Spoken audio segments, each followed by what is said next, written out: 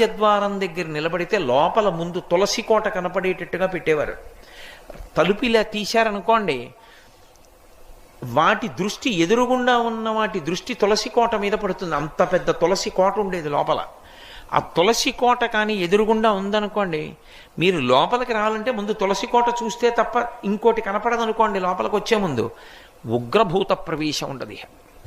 ఆ ఇంట శక్తి నిలబడుతుంది. కారణం ఏమంటే ఆ తులసికి ఉండేటటువంటి శక్తి అటువంటిది.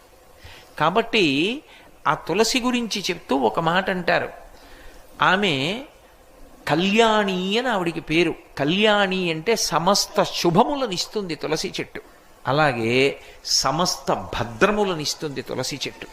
అందుకే ఇప్పటికీ ప్రాణోత్క్రమణం అయిపోతోంది, ఆయనంతా ఆయన తులసి కోట దగ్గరికి వెళ్ళకపోతే కనీసం తులసి నీళ్లు పొయ్యండి అని తులసి నీళ్లు పోస్తారు.